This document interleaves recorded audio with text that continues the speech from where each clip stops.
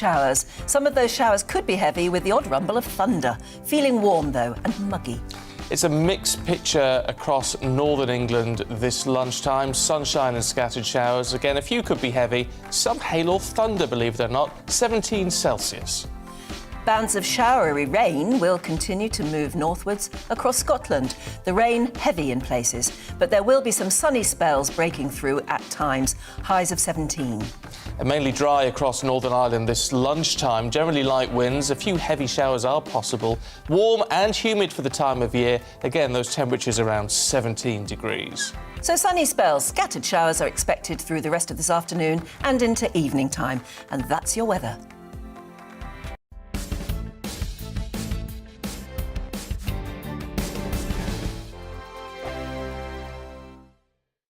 Every morning from 6 o'clock, we'll wake you up with GB News Breakfast with all the stories you didn't know from the night before. So whether it's serious news, entertainment, or your own views from all over our great nation, we're here to kick off your day with a smile. And the national media should be reflecting and reporting what's happening here. You will notice the northwestern accents. Whether you're with us on TV, radio, or online, every morning, it's breakfast from 6 a.m. Hope you can join us. On radio, they call it the drive time slot, 4 p.m. until 6 p.m. as listeners head home. It's that part of the schedule when the dust of the day's events begin to clarify, and we try to make sense of it for you. Brazier is drive time for radio and TV. It's fast, it's punchy, it's opinionated, there's a Brazier angle and a little bit of levity. That's the question. That's two questions, actually. That's Brazier, Monday to Thursday, 4 till 6 on GB News. Hello, I'm Michelle Dewberry, and you can join me every weekday 6 till 7 on Jubes and Kerr. Me and my panel will get stuck right into the day's events, and I can tell you, in fact, I can warn you, expect some robust debates, some strong opinions and perspectives from both sides of the fence. It's about you at home as well. I love to read out all of your comments, or at least as many as I can. So join me, Michelle Dewberry, Monday to Friday, 6 till 7 on Jubes and Kerr. I'm Dan Wootton. Join me Monday to Thursday from 9 to 11 for the feistiest and most fun news debate on TV, where free speech reigns. I'll bring you a sharp take on the day's biggest stories, bombshell newsmaker interviews, and A-list guests. And I guarantee you, no spin, no bias, no censorship, and no reason to go to bed. That's Dan Wootton tonight, Monday to Thursdays from 9 on GB News.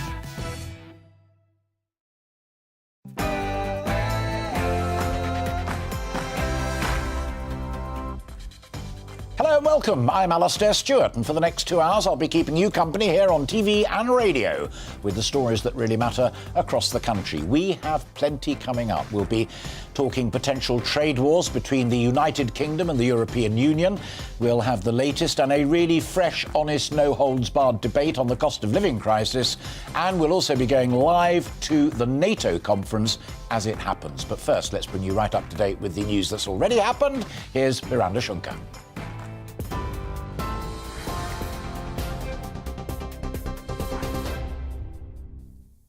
Thanks, Alistair. Good afternoon. It's 12 o'clock. The top stories from the GB newsroom. Finland has confirmed it will apply for NATO membership. The announcement comes after Russia's President Putin warned the country it would be a mistake to join.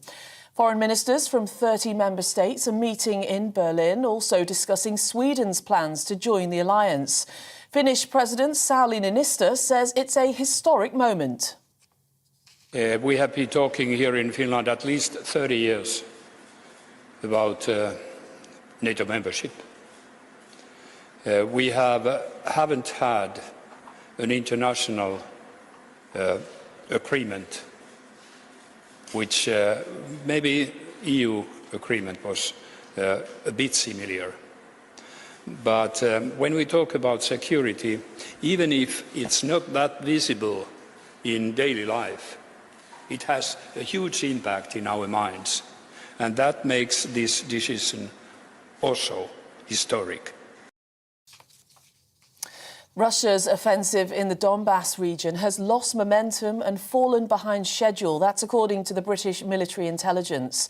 It's as President Zelensky says Ukraine's counter-offensive has forced Russian troops to retreat from some areas of Kharkiv in the northeast of the country. The region's governor says ground has also been made near the Russian-held town of Izium, where Moscow's forces have been trying to fight their way south. The Prime Minister will urge Northern Ireland's politicians to get back to work after the DUP blocked the election of a Speaker in the Stormont Assembly. Boris Johnson will travel to Belfast tomorrow for a series of crisis talks. Government sources say he'll use a series of private meetings to say parties must come together now if problems with the protocol are to be fixed. NHS prescription charges in England will be frozen for the first time in 12 years to help ease the cost of living crisis.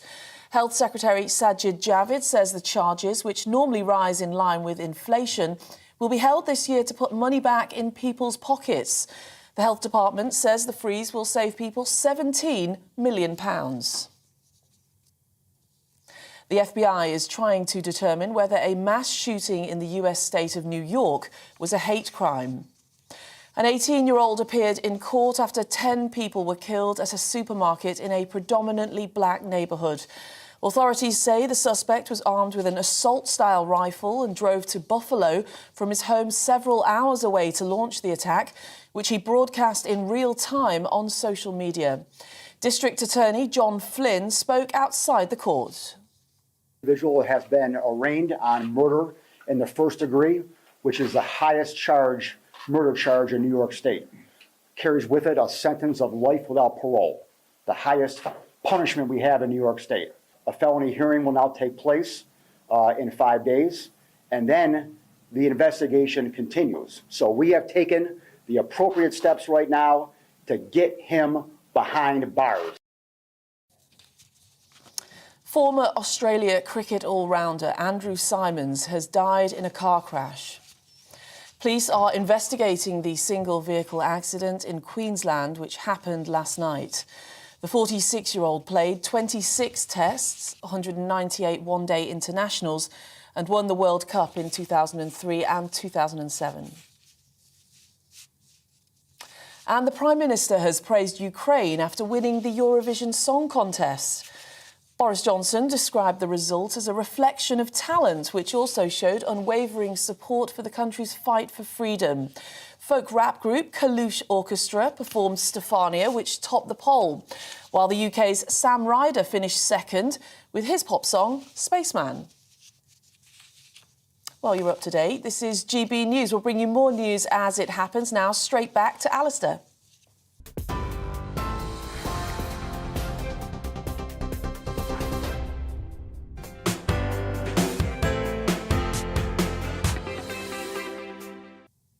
Miranda, thanks very much indeed. And as I said earlier on, we'll have more on that NATO developing story a little later on in the programme. But we've got two big themes today: deadlock in Northern Ireland and the cost of living crisis. Tomorrow, as you just heard, the Prime Minister does indeed go to Belfast in an effort to break the deadlock. It all hinges on that Brexit protocol, which established a GB Northern Ireland border in the Irish Sea. Until that's resolved, the DUP will not join in the power-sharing executive with the election winners Sinn Féin. But if you don't live in Northern Ireland, why should you care?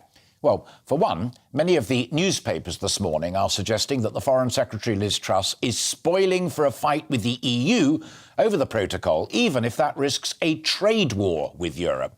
That could mean higher prices here. What's more, if you buy stuff made in Northern Ireland, it matters to you. If you supply Northern Ireland with stuff or work for a company that does, it matters to you. And if you care about the United Kingdom, the union of Northern Ireland and Great Britain, it matters to you. So today I want to try and understand what it means to people trying to make a living in Northern Ireland and trying to serve you if you are a customer or a supplier. Having reported on the Good Friday Agreement all those years ago and interviewing Mo Mowlam on the day itself, I remember all too well the euphoria that greeted it. Well, that now hangs in the balance. And the latest opinion poll suggests that 50% of those living in Northern Ireland now expect the union to split. And with Sinn Féin the largest party in the Assembly, they may be right. Secondly, the cost of living crisis. All the polls and all the political natter shows that it's your number one priority. But on solutions, there is little or no agreement. Some say the state must bail out those that cannot cope. Well, NatWest Bank suggests this morning that the poorest 25% of the population are headed for a £1,200 hit this year. But at the same time, it's estimated a further 2.5 million of you will be dragged into paying higher rate income tax because of the freeze in thresholds. Truly, we are looking at a tale of two populations. There is no such thing as government money. There's only what you and I as taxpayers give them, and of course, profitable businesses. Are those in work and paying higher taxes more than ever running out of patience? Is there a limit to how far the state could and should go with our money? Can we all put our hands on our hearts and say that we are doing everything that we can to help ourselves? Have we drifted into a mentality that suggests the state shouldn't just provide a safety net, but should now offer a full-scale cure-all when the going gets rough? I'm looking at those questions through the eyes of the charities working in the front line, the churches who often hear first how bad things really are and how worried folk are, and we'll have some radical thoughts on self-help and personal responsibility. Honesty can be brutal, so let's have your thoughts. When I tweeted a couple of days ago that we were going to take this on today, many of you suggested that in years past people just lived within their means, curbed unnecessary spending and took more responsibility. Others of you said I was a right-wing fascist dragging us back to the 1930s. Hey, we love all opinion here on GB News. Others simply said that the state could and should be doing more. So let's hear your thoughts on GB Views at gbnews.uk, via Twitter, Facebook, and all the rest of our social media outlets.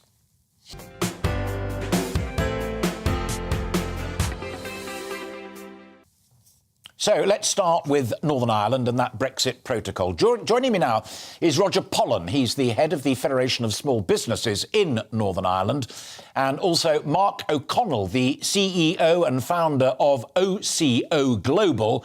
That's a leading specialist provider of trade and investment services globally. And Roger, let me start with you, if I may. In July last year, you said, while some businesses undoubtedly welcome the protection that the protocol provides, others find it's created new bureaucracy, increased costs and impacted supply chains. Is it possible to reform that mixture? I think it is. I think we need to see a sensible evolution to the protocol. I think most people have moved away from the idea of scrapping it, but we need to see a reasonable, sensible development from where it has been to where it needs to get to. And one of the things, I suppose, that we shouldn't lose sight of is the fact that it's still operating under the two grace periods, or a number of grace periods, but two in particular, one of which means that parcels can still come into consumers here reasonably smoothly, and the other is that supermarkets can get their produce sent across reasonably smoothly. But those are two grace periods that were unilaterally introduced by the UK government to help them make things work for the moment. So we're not really seeing the protocol operating as it could be. And if it were to be, that would be quite damaging. So yes, businesses are working their way through it. They're finding out how to operate with it as it is now, but it is not yet as it could be. And that's where the focus needs to come. Brilliant start, Roger. Let me bring Mark in at the moment. It's published in the Sunday Times today, and it's been talked about, Liz Truss's 6-point plan that not only, as it were, banks what Roger was just saying there, but also talks about the trusted trader scheme with tougher penalties for cheats, no border between the Republic and Northern Ireland, legal control vested in UK courts, not European courts. Does that have the makings of a deal that, for goodness sakes, both sides could agree to? Well, I suppose there's a couple of dimensions here. I mean, the protocol, I think, as Roger has said, they haven't come up with an alternative, either the EU or the UK government or local politicians. So it's a case of implementation and the degree at which, it's flexible. Now, I mean, I suppose, connected to the cost of living crisis, I mean, Northern Ireland under the protocol has actually done remarkably well. The research that came out last week from NISRA suggested it was the fastest growing and recovering region in the UK. Normally, it's at the bottom of the league. So this is positive. Secondly, I mean, north-south trade is at unprecedented levels, something like 4 billion in the first period of this year. And FDI, foreign investment, has a very strong pipeline. One of our biggest manufacturing successes has just been announced in the last couple of months in a packaging plant, creating hundreds of jobs. And I think the Prime Minister will find when he comes on Monday that there aren't any empty shelves in Northern Ireland. Retailers and manufacturers have already diversified and adapted to the new regulations because that's what they do. Yeah. I hope that exactly what's just happened in the last couple of minutes is what would happen when we had this conversation, both of you talking from the front line, as it were, of the business proposition, that it's doable, it's doing OK. As Mark said, the growth is there and what have you. Let me put this to both of you, and then perhaps Roger first and then Mark come in.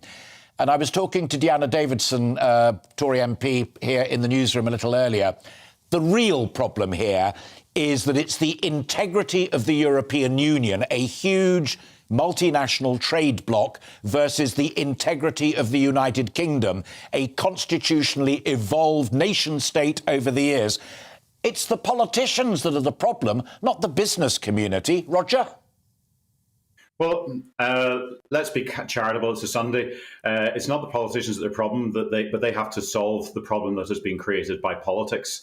And I think it's almost been a bit like marriage counselling in the last few days. We've been at the Balmoral Show, which is the largest agri-food and agriculture show on the island of Ireland. Runs for 4 days. It has about almost 10% of the population of Northern Ireland comes through over those 4 days. And we've had most of the party leaders and many of the politicians come to speak to us on the FSB stand there. So we've had a chance to sort of test the temperature of what they're thinking independently rather than collectively. Roger, let me butt in. The landing ground.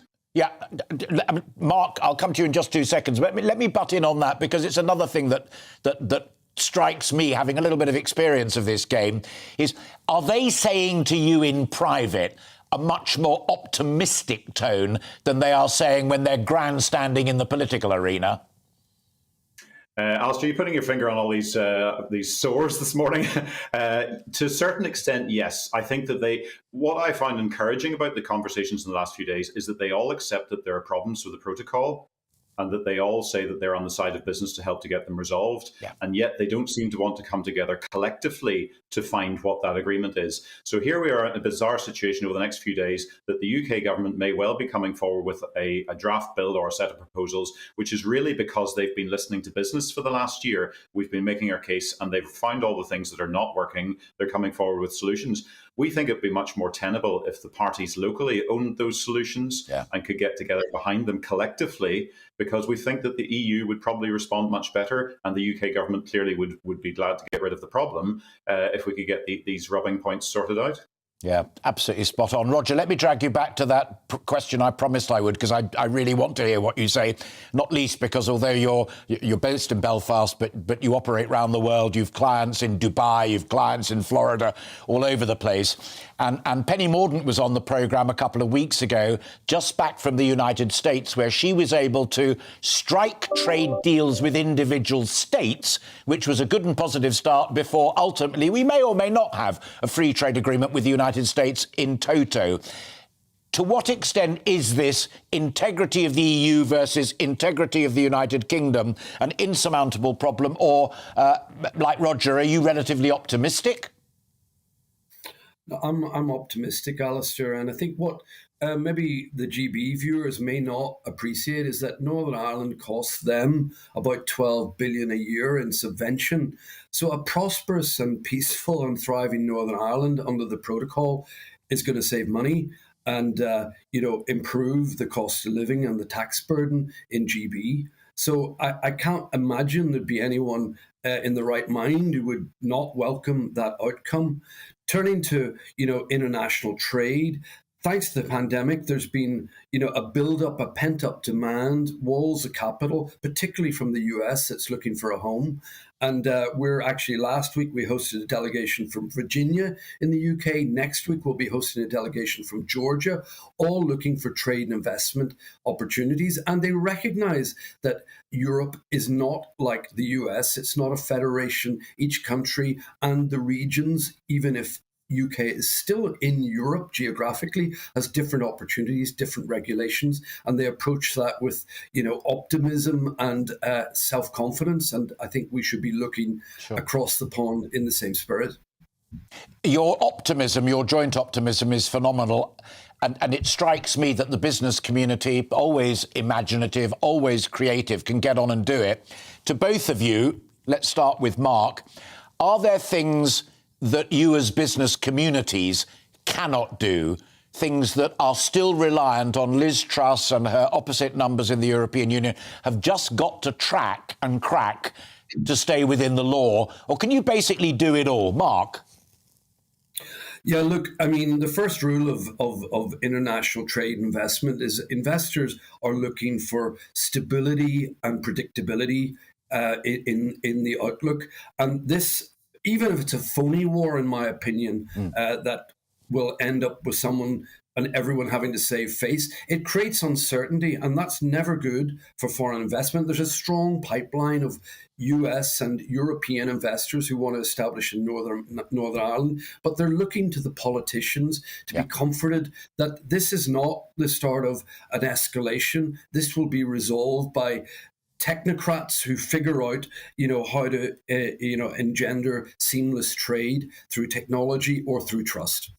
Roger, are there things that you are utterly reliant upon, dependent upon the technocrats, as Mark just called them, or the frontline politicians? They've got to do X and Y. You can do the rest, but they've definitely got to do X and Y. What are X and Y? Well, I think that they do need to get the executive re-established because it delivers on an awful lot of the issues you'll be touching on in the next piece of your programme, which is the cost of living issues. So business wants a settled, stable environment. They want a pipeline of skills. They want opportunities to move from the climate change bill that was recently passed to say, OK, well, how's business going to play its part and capitalise on that? But you raised something at the top of the programme about the Good Friday Agreement. And it struck me that one of the things about the Good Friday Agreement was that it set out to protect minorities. And the problem we have with the protocol is that a large minority of businesses are still being badly affected. So it should be unacceptable to all politicians of all stripes to see a large minority being negatively affected by it. So they need to bend themselves to come up with answers to that. And say, I think that there will be answers coming forward this week, but we want all the politicians to step forward and own those rather than suddenly coming out and pouring cold water on them, or worse, because they're somebody else's idea. And we shouldn't lose sight, finally, of the fact that small businesses in Northern Ireland employ more people than all large businesses and the entire public sector combined. So that's why this really matters. If you want to give people the best chance of dealing with the cost of living crisis, give them a job. Small businesses do that. So we need to make sure everybody creates the circumstances where we can do what we do best. Do you fear, Roger, pick up something that you said there at the beginning, which was that, and we were showing pictures for people listening to our conversation on radio, not watching it on telly, of Stormont and the Assembly. We saw all the pictures over the last couple of days of them all turning up. Do you fear that the DUP are grandstanding, or do they have an existential point? I don't think they're grandstanding. I think that they went out on an election campaign saying that the protocol, they actually started off by saying it had to be scrapped. And I think they've become quite pragmatic in that the bits of it that are causing all of this significant minority of businesses problems need to be addressed. I don't want to get too much into the politics of a business. I like to try and focus on what it can do. But I do think that they aren't grandstanding. They have made very clear what they think needs to be done. The irony is that most of the other parties that came in to see us over the course of the last few days have also recognised those problems exist, so that they are standing on common ground. They just aren't yet prepared to recognise it or see it or relax away from campaigning mode and into governing mode. And that's what we need to see happening over the next few hours and days. Mark, are you equally generous, or do you suspect grandstanding? I'm a little less generous because, the recent elections returned a majority of parties who are pro-protocol. Moreover, the DUP, and even when, Arlene was a member of the party, we worked with her to try and establish this exceptionalism for Northern Ireland in the treatment of corporate tax, recognising that we had different challenges, European competitors on our doorstep, like through the land borders. So, it does feel a little bit like grandstanding to me, I'm afraid to say.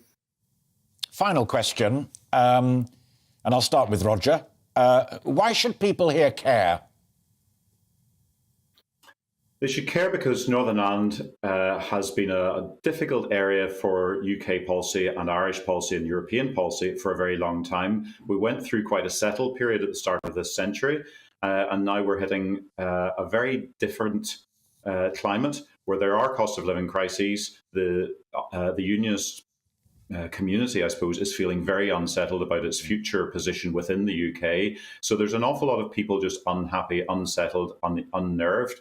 That is just creates instability, and that therefore is bad for business, because when we look around the world, we're trying to project an image of all of the good things that there are within Northern Ireland, the reasons they should come here to invest. It's a fantastic place. I would commend all of your viewers to come across here, spend some time actually getting to know it and see it as you have, and see all the qualities of it. We just have a political problem here that is unnerving a lot of people, and that is not good for any country or any area or any collection of countries or areas to have that sort of discontent within its midst. So we need to get on and sort it. It shouldn't be beyond the wit of persons to do that. We have lots of people who are coming forward with ideas. Business itself has come forward with some of the great ideas. Mark talked about the technological solutions, the management solutions. You mentioned about the penalties if people breach them. It's not such a difficult problem to solve, but we just need people all to sit down and agree they are going to solve the problem collectively. Mark, final thought. Why should we care? Well, look, a prosperous, peaceful Northern Ireland is good for the UK. It costs less in subsidies. And moreover, the opportunity here, which Northern Ireland has had 30 years of legacy economic disadvantage, which we're just seeing the light, just getting over. So I really would encourage our political leaders to follow business and seize this opportunity and park the identity politics, because it'll be good for the union if GDP and GVA in Northern Ireland are rising. Brilliant stuff. Mark O'Connell there, CEO of OCO, and Roger Pollen, head of the Federation of Small Businesses in Northern Ireland. A real uplifting pleasure to talk to both of you. Thanks for finding time for us this Sunday afternoon. Thank you, gentlemen. Thanks, Alistair. Thank you. Love optimism, don't you? They can do it. Let them get on with it. You're watching and listening to Alastair Stewart and Friends. We've lots more coming up on today's programme. I'll be looking at the cost of living crisis later in the programme.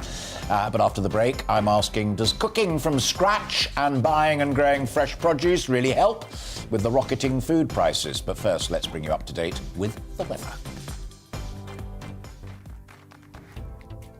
Looking ahead to this afternoon, and the UK is looking like a mixture of warm, sunny spells and a scattering of heavy showers. Let's take a look at the details. Zooming into southwest England, and it should be dry for much of the afternoon with spells of warm, hazy sunshine. Perhaps a shower developing later, highs reaching 21 Celsius. Across southeast England and the London area, there'll be plenty of warm, sunny spells, but the risk of a few heavy showers continues. Variable cloud for Wales this afternoon. There will be some bright or sunny spells though, and it should stay dry for most of the country. Across the Midlands and into northwest England, there'll be a mixture of sunny spells and scattered showers. Some places will miss these and stay dry altogether, maximum temperatures of 20 Celsius. It's a similar story for northeast England too, with some bright or sunny spells, but also the risk of a few showers. Some of these could be on the heavy side at times. Over to Scotland, and here there will be more in the way of heavy showers this afternoon. However, sunny spells will break through, leading to a warm and humid feel. Warm spells of sunshine for Northern Ireland too, and just the risk of a few showers, but they should be mainly light in nature. Highs reaching around 17 Celsius. Plenty of sunny spells to end the day across the UK then, but still the risk of some heavy showers. And that's how the weather is shaping up for the rest of the day.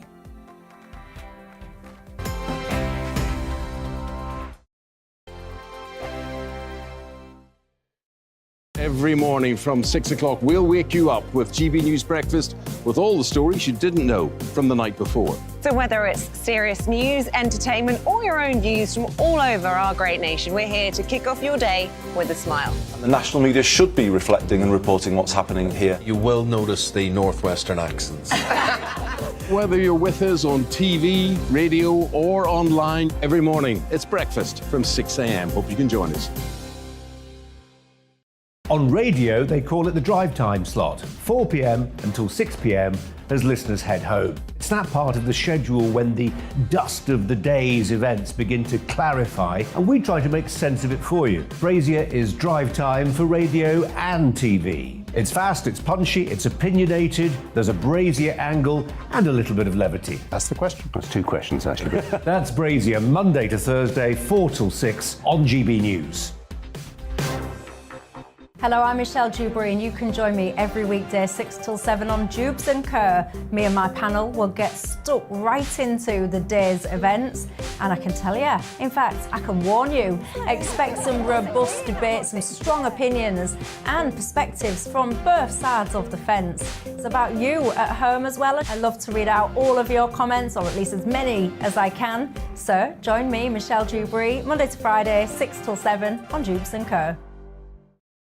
I'm Dan Wootton. Join me Monday to Thursday from 9 to 11 for the feistiest and most fun news debate on TV, where free speech reigns. I'll bring you a sharp take on the day's biggest stories, bombshell newsmaker interviews, and A-list guests. And I guarantee you, no spin, no bias, no censorship, and no reason to go to bed. That's Dan Wootton tonight, Monday to Thursdays from 9 on GB News.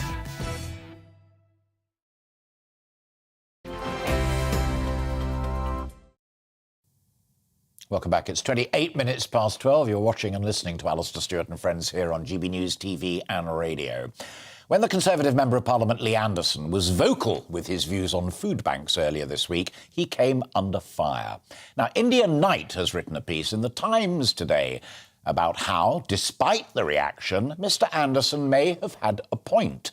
So is cooking from scratch and buying fresh food the way forward in tackling spiralling food costs moving forward?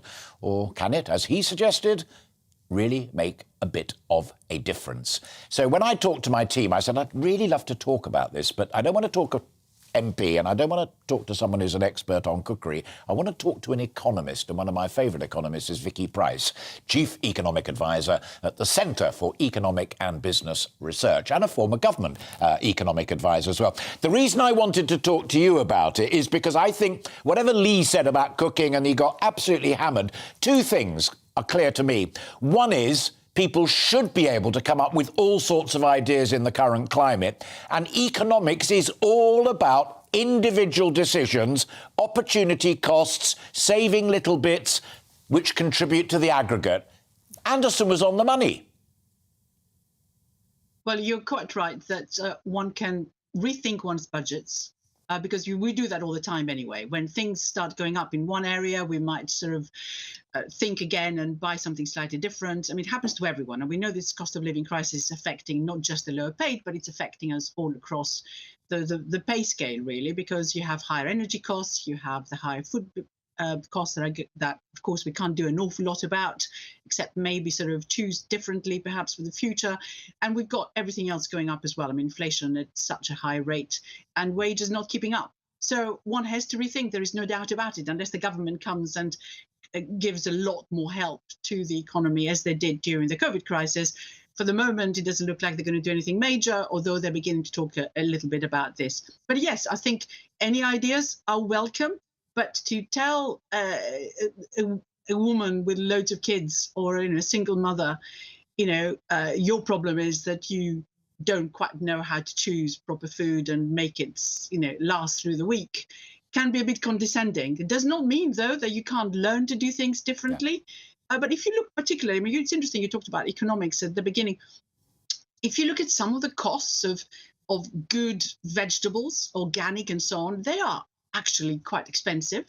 And if you look at organic meat, that is very expensive. So what in fact is going on right now is people might shift to buying the sort of standard, not so organic, if you like, or free range food, which will be considerably cheaper. And that, of course, does affect your health for the longer term, your family's health. So we got to bear that in mind too, that at times of stress, you might actually lower the quality of the foods that you buy in order to keep the prices low.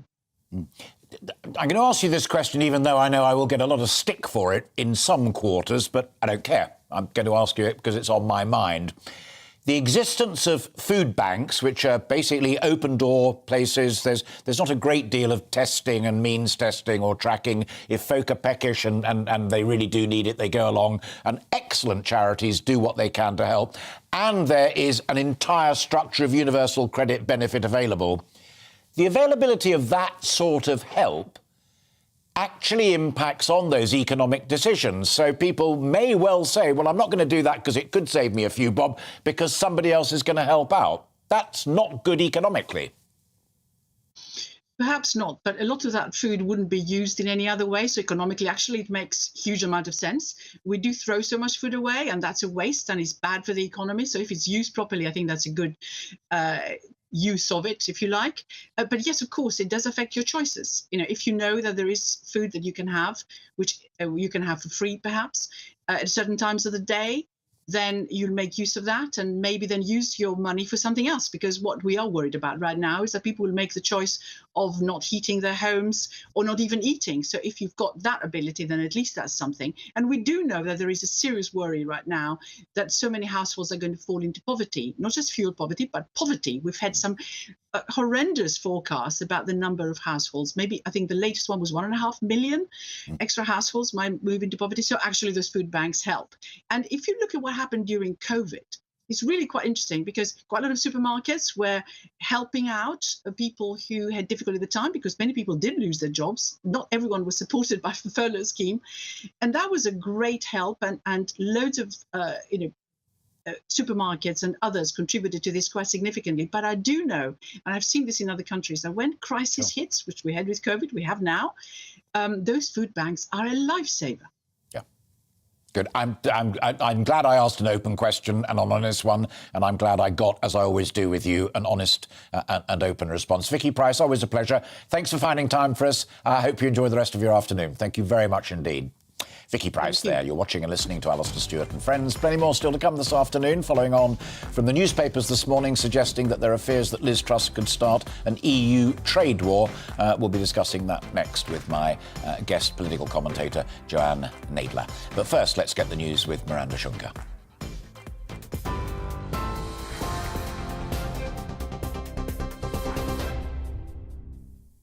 Thank you. It's 12:33. Top stories this hour. Finland has confirmed it will apply for NATO membership. The announcement comes after President Putin warned the country it would be a mistake to join. Foreign ministers from 30 member states are meeting in Berlin today, also discussing Sweden's plans to join the alliance. Meanwhile, Russia's offensive in the Donbass region has lost momentum and fallen behind schedule. That's according to British military intelligence. It's as President Zelensky says Ukraine's counter-offensive has forced Russian troops to retreat from some areas of Kharkiv in the northeast of the country. The Prime Minister will urge Northern Ireland's politicians to get back to work after the DUP blocked the election of a Speaker in the Stormont Assembly.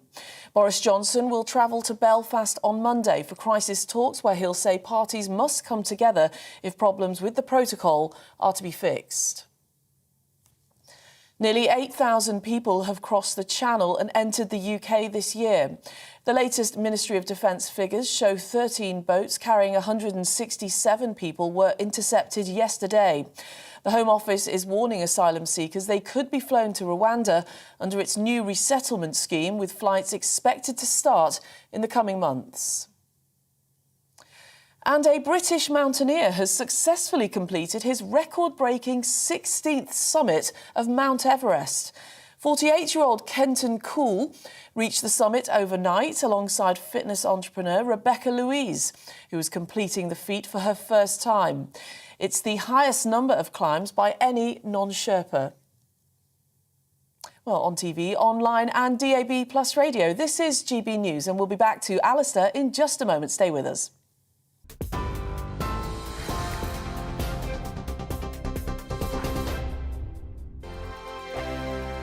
Every morning from 6 o'clock, we'll wake you up with GB News Breakfast with all the stories you didn't know from the night before. So whether it's serious news, entertainment, or your own views from all over our great nation, we're here to kick off your day with a smile. The national media should be reflecting and reporting what's happening here. You will notice the northwestern accents. Whether you're with us on TV, radio, or online, every morning, it's breakfast from 6 a.m. Hope you can join us. On radio, they call it the drive time slot, 4 p.m. until 6 p.m. as listeners head home. It's that part of the schedule when the dust of the day's events begin to clarify, and we try to make sense of it for you. Brazier is drive time for radio and TV. It's fast, it's punchy, it's opinionated, there's a Brazier angle and a little bit of levity. That's the question. That's two questions, actually. That's Brazier, Monday to Thursday, 4 till 6 on GB News. Hello, I'm Michelle Dewberry, and you can join me every weekday 6 till 7 on Jubes and Kerr. Me and my panel will get stuck right into the day's events, and I can tell you, in fact, I can warn you, expect some robust debates, some strong opinions and perspectives from both sides of the fence. It's about you at home as well. I love to read out all of your comments, or at least as many as I can. So join me, Michelle Dewberry, Monday to Friday, 6 till 7 on Jubes and Kerr. I'm Dan Wootton. Join me Monday to Thursday from 9 to 11 for the feistiest and most fun news debate on TV, where free speech reigns. I'll bring you a sharp take on the day's biggest stories, bombshell newsmaker interviews, and A-list guests. And I guarantee you, no spin, no bias, no censorship, and no reason to go to bed. That's Dan Wootton tonight, Monday to Thursdays from 9 on GB News.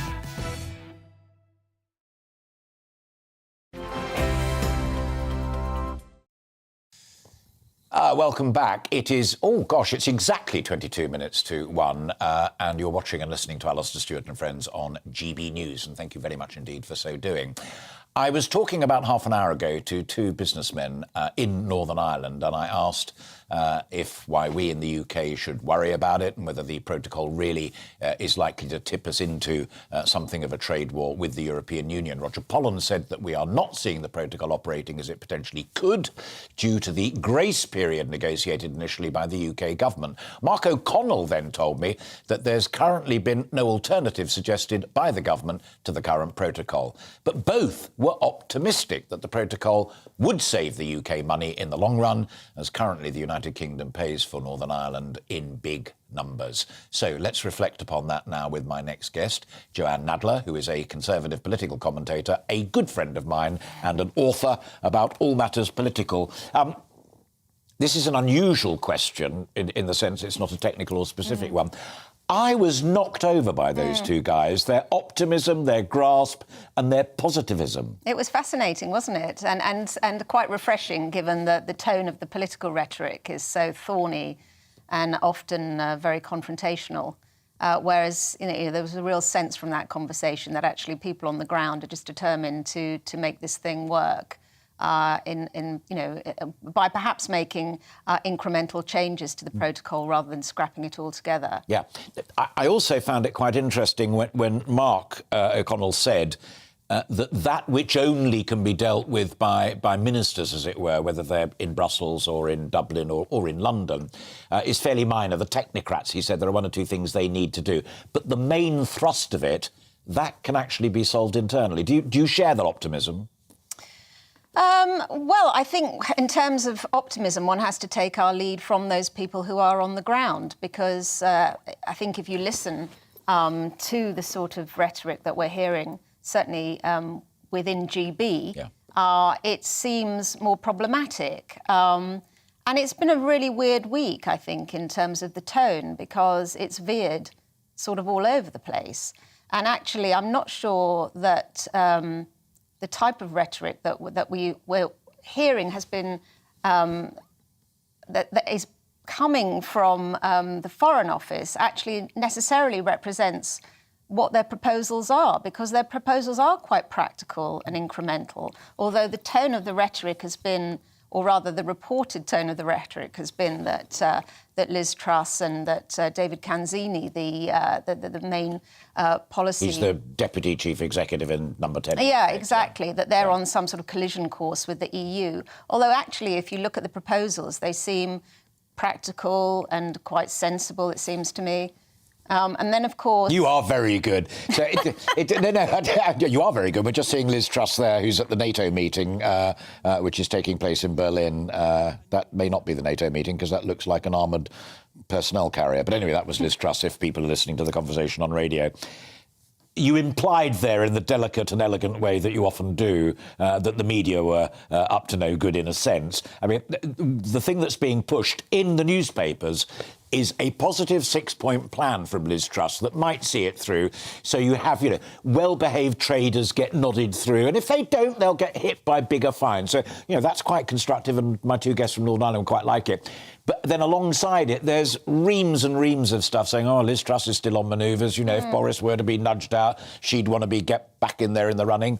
Is that colouring our perception of what's really going on? Well, I'm not sure that I would say it was the media's fault, because they may well have been led down that path. I mean, there seems to be a disconnect between the actual substance of the proposals and the tone of the rhetoric that's come from the Foreign Office, that has come from people around Liz Truss. Now, I don't know whether that's deliberate or whether that's been a question of interpretation by the media, who want to look at this in terms of the ongoing crisis of leadership as they perceive it in the Conservative Party. And we know that Liz Truss is very ambitious, and we know that Liz Truss has sort of been on manoeuvres, and therefore it might suit her to kind of ramp up the rhetoric on this. Although, I'm keeping an open mind on that. I think it may have been over-interpreted by political commentators looking at that. But most people at your sort of level that I talk to as well within the Conservative Party are increasingly confident that there won't be a vacancy anyway. I think I think it's too soon to say that for certain, because we still don't know the outcome of Sue Gray. And it could simply be that a leadership election is triggered almost accidentally if letters just sort of filter through. I mean, I was speaking to sort of somebody described as a senior backbencher on Friday, and that was his analysis, that actually it may not be that there's a sudden push to get rid of Boris Johnson, but because letters that go into the 1922 committee are kind of kept on hold, as it were, that it might only take another sort of, he didn't suggest that it was close to the threshold required, but if individual backbench MPs develop particular grievances over coming weeks, and then they sort of submit a letter 2 by 2, it could lead to that. Let me tie all of that together then with one final question, and it still clings to looking at the Prime Minister and where Boris Johnson stands in all of this. We've seen very clearly from the situation in Ukraine that he's really good on the big picture. He's really good on being the first to fly out there, shake hands with Zelensky, walk across the square in Kyiv, all the rest of it. So going to Northern Ireland tomorrow is classic big gesture Johnson. Is he also surrounded by the right people, perhaps even including Casini or Liz Truss, his Foreign Secretary, to get the technical job done as well? Or does he get bored halfway through? Well, it's not absolutely his responsibility to get the technical job done, in the sense that, of course, he's the Prime Minister and he needs to be, leading the sort of direction of travel and setting the parameters. And I'm confident that he would have the right people around him to do that technical detail, particularly since the suggestion that seems to be circulating is that, he's slightly stepped in to inject a bit more of a communautaire approach over the top of what Liz Truss is actually proposing. But it's hard to see how what she's proposing is nearly as inflammatory as that treatment would suggest. So maybe it's a combination of the 2 points that you make very strongly, i.e. to calm things down, you're over-interpreting it, you're over-panicking. These are constructive suggestions and we can all live together.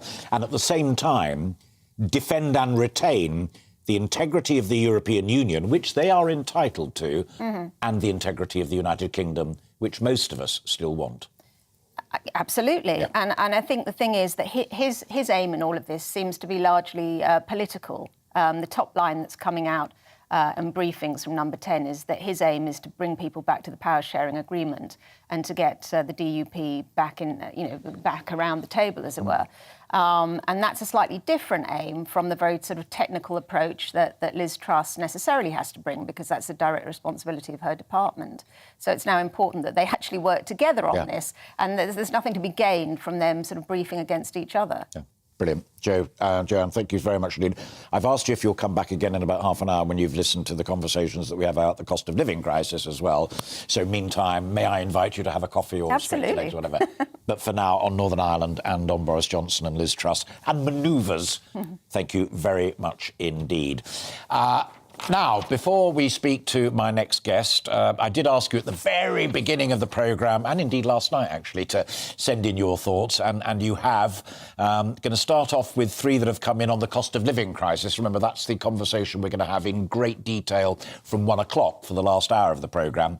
Barry says, we all have to do our best in troubling times. Yes, the state has a role, but we also have a personal responsibility to look after ourselves as best we can. A fair society, says Barry, will help those most in need, but is not responsible for everyone's well-being or destiny. Paula says, if you can work more and tighten your belt, do it. For the truly disabled, their carers and elderly who struggle, state aid should be increased on a case-by-case basis. Personal responsibility is everything.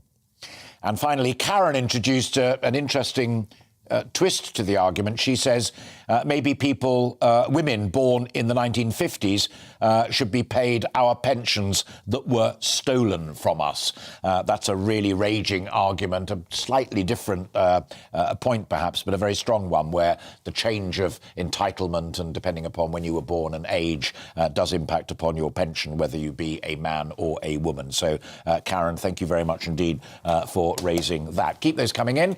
Reflections on Northern Ireland, equally welcome, and anything else that we've been talking about. Now, I'm going to be looking in detail at the cost of living crisis, as I say, after 1 o'clock. But I'm going to dip into it now because my next guest has other commitments on a Sunday. He is a vicar, but he's also a former writer on business matters, a very good friend of mine. And earlier this week, the Church of England said that it was going to pump £3.6 billion into parishes and fund more, and I quote, social action. Church of England said it was in an effort to halt its decline by increasing mission activity among young people and, I quote again, disadvantaged communities. George, good of you to join us, and thank you very much indeed. On that first good to be point, with you, Alistair. Hope you went to church this morning. Well, you've already done a turn, haven't you? I have. I just saying I hoped you'd been to church, Alistair.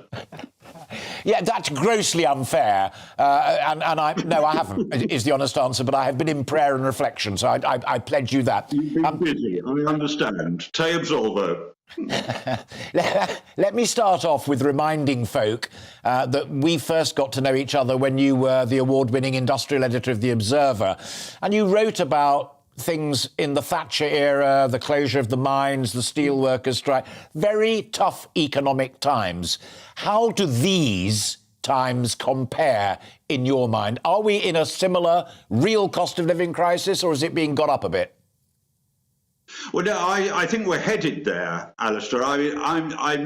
Economics is a bit above my pay grade, but those I read about it and respect seem to be suggesting that we're heading in that kind of 1970s direction. And therefore, I think we've really got to be up on our toes in terms of social policy. The church, I should say, needs to be up on its toes in terms of how it's prepared to meet the kind of crises in people's lives that are heading our way. Do you, because the Archbishop of Canterbury, the head of, well, not the head of the Queen's the head of the church, but the top Archbishop of Canterbury is never backward in coming forward on social matters. Do you imagine that this £3.6 billion is a result of what the likes of you and fellow vicars have been saying to the church? Look, you know, we've got more and more people coming, knocking on the church door saying we have a real problem and it's a cost of living problem, or is it his own initiative? I think that's part of it. I do think that, you know, the prevalence of food banks and the debate that we're having with regard to what Lee Anderson MP had to say and so on is certainly part of that. Let me say, Alistair, that I think the £3.6 billion is an extraordinary thing that I think I and many vicars like me have been taken utterly by surprise, because we've been told for years that the church has no money at all and that we can't afford our pensions. And I don't take a living from the church. I'm what they call non-stipendiary.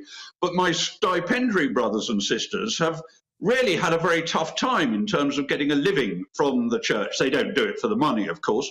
But when I've seen vicars, elderly vicars, retiring, and not exactly in penury, but very hard up, when without a pension coming down the line and so on. And now it seems the archbishops have found £3.6 billion down the back of a sofa in an archbishop's palace somewhere. You know, I'm bemused as to where this money has come from. I'm very glad it's there, but I wish the church would make its mind up as to whether it's got any money or not. Point taken, slightly separate one, but also specifically to drag you back to the first bit, having found what is a very substantial amount of money down the back of what must be a very substantial sofa. Disadvantaged communities. Do you sense, you live down in Sussex, it's a mixture of disadvantaged communities and thriving towns. Is it also something to do with how tough it is getting out there for folk who live in rural communities, whether they're farm workers, labourers trying to make ends meet, or people just living in small villages, small towns? The economic model that we've operated on in recent decades has certainly been an assumption that rural areas are more prosperous and affluent than the towns. Every parish in the country is assessed for its contribution or its receipt from what's called the Church's Common Fund. We all contribute in one way or another, or take from the Common Fund. And my own parish, which is a relatively affluent rural parish in Sussex, has had year-on-year increases to its contribution to what's called the Common Fund. The Common Fund is there to centralise contributions from parishes so that those can be managed and sent towards needy parishes. And those have been the needy parishes that have usually been recognised to be in urban areas. And here in Sussex, for instance, we in the countryside will have been asked to contribute to poor parishes in places like Eastbourne and Hastings and perhaps Brighton and so on. So the focus has been on sort of money from rural areas to urban.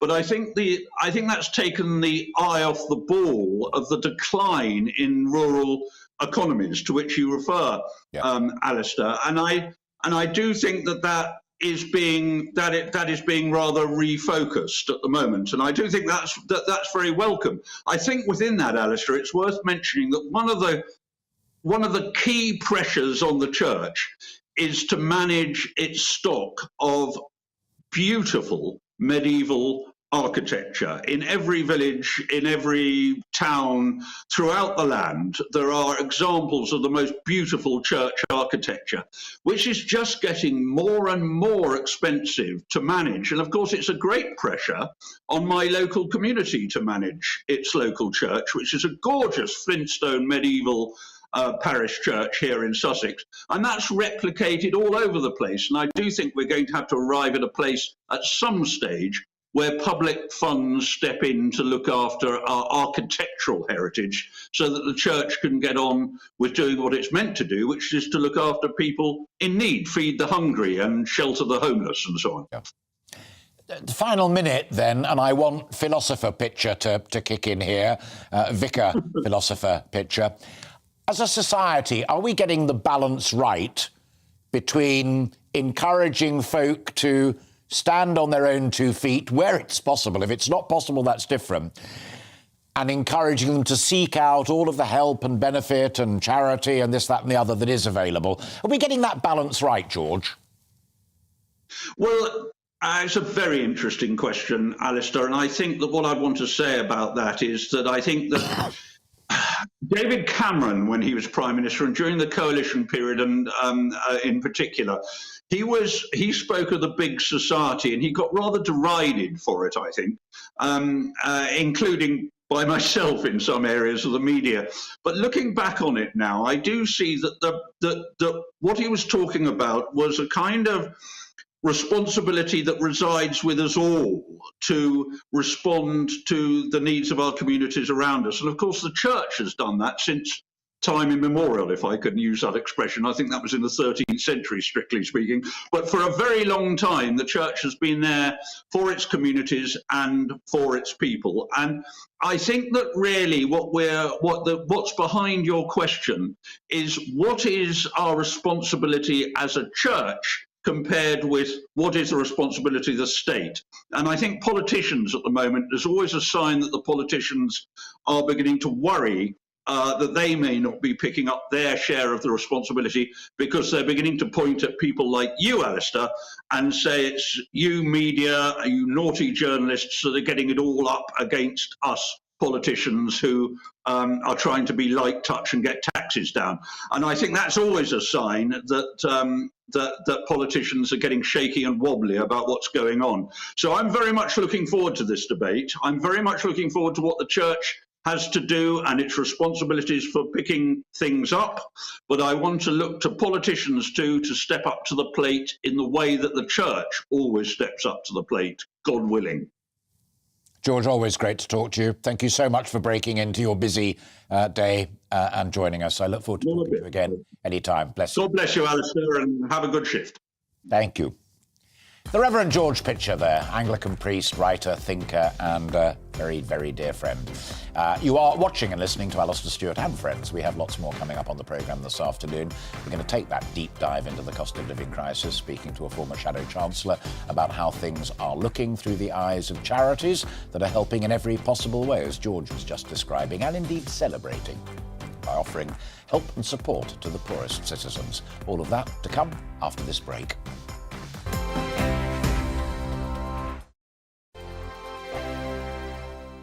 Every morning from 6 o'clock, we'll wake you up with GB News Breakfast with all the stories you didn't know from the night before. So whether it's serious news, entertainment, or your own views from all over our great nation, we're here to kick off your day with a smile. The national media should be reflecting and reporting what's happening here. You will notice the northwestern accents. Whether you're with us on TV, radio, or online, every morning, it's breakfast from 6 a.m. Hope you can join us. On radio, they call it the drive time slot, 4 p.m. until 6 p.m. as listeners head home. It's that part of the schedule when the dust of the day's events begin to clarify, and we try to make sense of it for you. Brazier is drive time for radio and TV. It's fast, it's punchy, it's opinionated, there's a Brazier angle and a little bit of levity. That's the question. That's two questions, actually. That's Brazier, Monday to Thursday, 4 till 6 on GB News.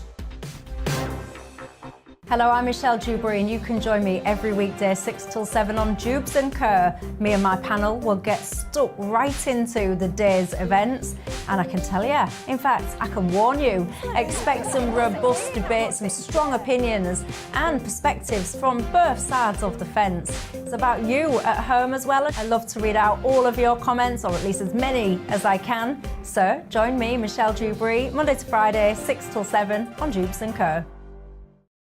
I'm Dan Wootton. Join me Monday to Thursday from 9 to 11 for the feistiest and most fun news debate on TV, where free speech reigns. I'll bring you a sharp take on the day's biggest stories, bombshell newsmaker interviews, and A-list guests.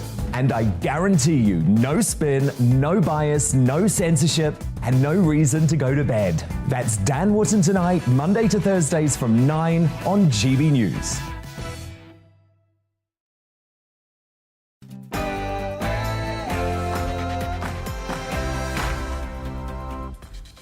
Hello and welcome if you've just joined us. The time is a few seconds past 1 o'clock.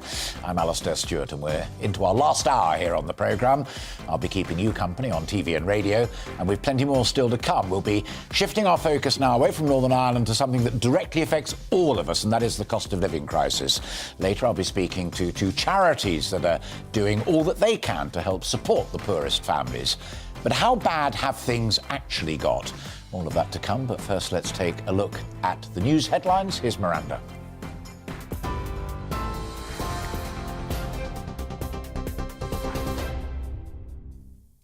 Thanks, Alistair. Good afternoon. It's 1 o'clock. The top stories from the GB newsroom. Finland has confirmed it will apply for NATO membership. The announcement comes after Russia's President Putin warned the country it would be a mistake to join.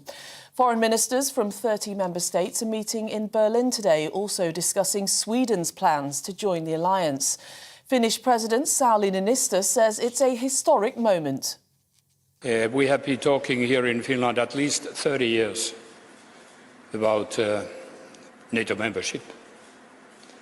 We haven't had an international agreement, which maybe EU agreement was a bit similar. But when we talk about security, even if it's not that visible in daily life, it has a huge impact in our minds. And that makes this decision also historic.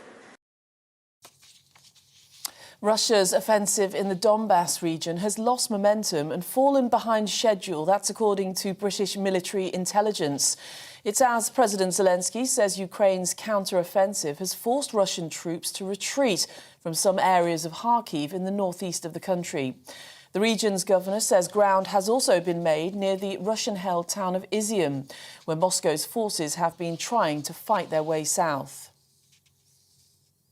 The Prime Minister will urge Northern Ireland's politicians to get back to work after the DUP blocked the election of a Speaker in the Stormont Assembly. Boris Johnson will travel to Belfast tomorrow for a series of crisis talks. Government sources say he'll use a series of private meetings to say parties must come together if problems with the protocol are to be fixed. Nearly 8,000 people have crossed the Channel and entered the UK this year. The latest Ministry of Defence figures show 13 boats carrying 167 people were intercepted yesterday. The Home Office is warning asylum seekers they could be flown to Rwanda under its new resettlement scheme, with flights expected to start in the coming months. NHS prescription charges in England will be frozen for the first time in 12 years to help ease the cost of living crisis. Health Secretary Sajid Javid says the charges, which normally rise in line with inflation, will be held this year to put money back in people's pockets. The Health Department says the freeze will save people £17 million.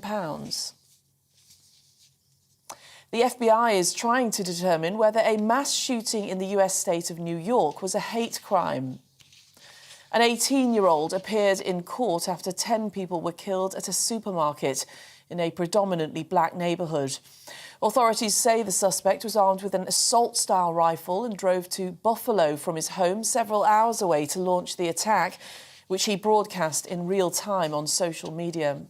District Attorney John Flynn spoke outside the court. The individual has been arraigned on murder in the first degree, which is the highest murder charge in New York State. Carries with it a sentence of life without parole, the highest punishment we have in New York State. A felony hearing will now take place in 5 days, and then the investigation continues. So we have taken the appropriate steps right now to get him behind bars. Former Australia cricket all-rounder Andrew Symonds has died in a car crash. Police are investigating the single-vehicle accident in Queensland, which happened last night. The 46-year-old played 26 tests, 198 one-day internationals, and also won the World Cup in 2003 and 2007. And the Prime Minister has praised Ukraine after winning the Eurovision Song Contest. Boris Johnson described the result as a reflection of talent, which also showed unwavering support for the country's fight for freedom. Folk rap group Kalush Orchestra performed Stefania, which topped the poll, while the UK's Sam Ryder finished second with his pop song Spaceman. And a British mountaineer has successfully completed his record-breaking 16th summit of Mount Everest. 48-year-old Kenton Cool reached the summit overnight, marking the highest number of climbs by any non-Sherpa. In his previous trips, he's been a guide to other well-known mountaineers, including Sir Ranulph Fiennes and broadcaster Ben Fogle.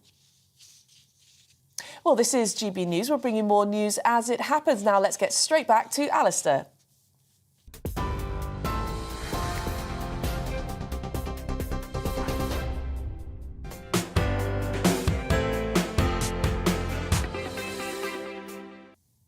Randa, thank you very much indeed. So, rampant energy prices and soaring general inflation making life very challenging for everyone.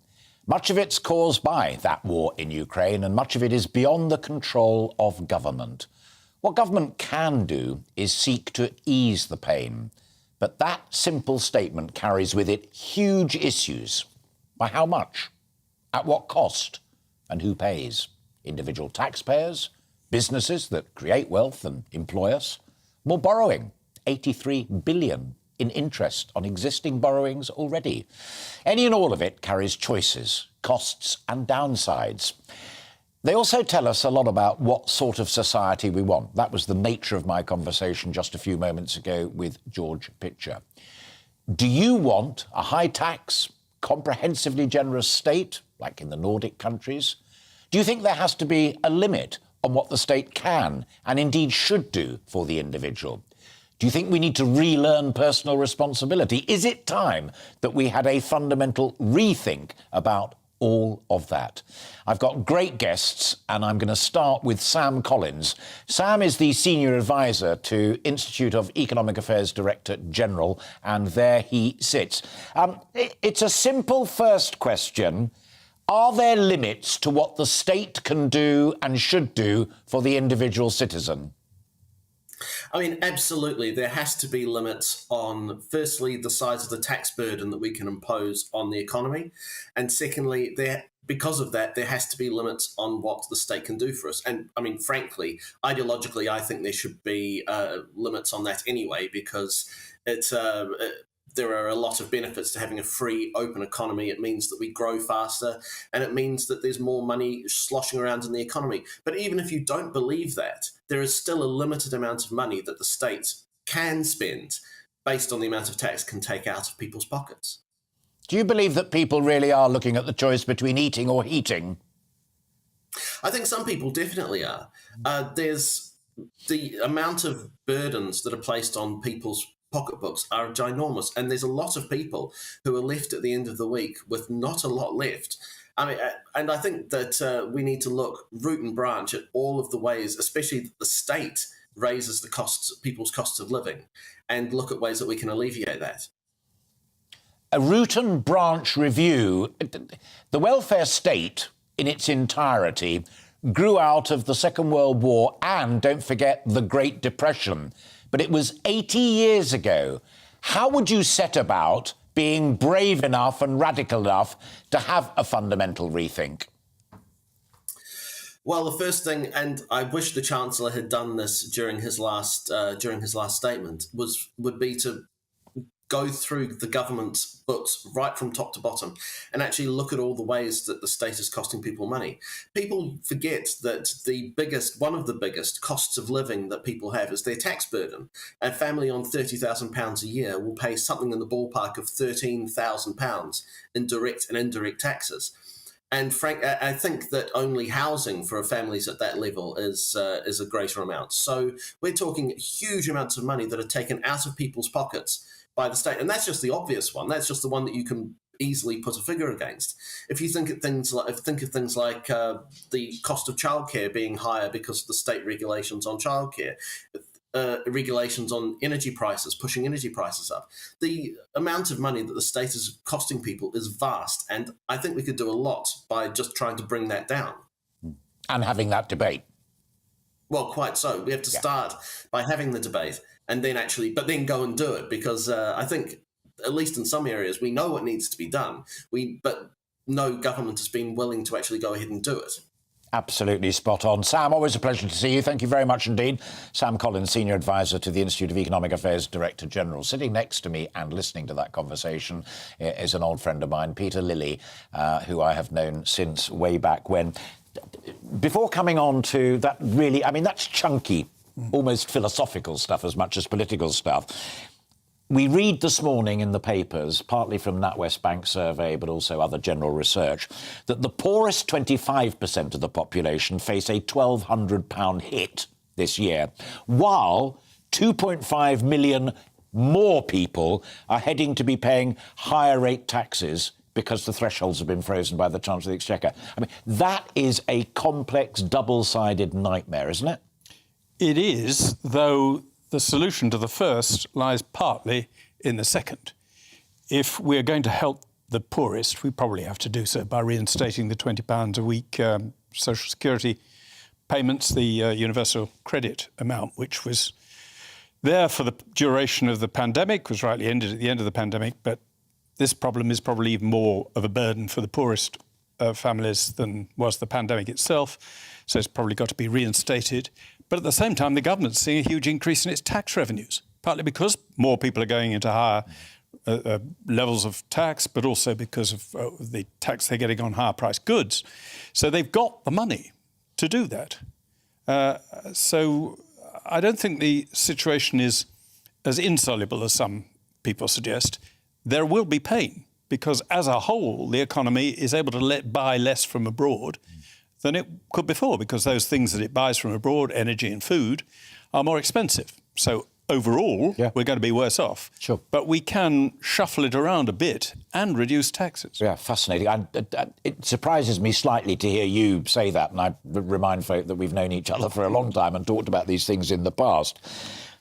The whole point about the threshold is that it also sends out a signal to somebody in the squeezed middle, as it were, because we're talking about people who are earning 35, 40 grand a year, saying, you work harder, you put in an extra shift, you put in those extra hours, you'll earn a little bit more, and poof, we'll have some more of it. The huge advantage of increasing those thresholds as much as possible is to say, work hard, put in the hours, and you know what, you can keep even more of it.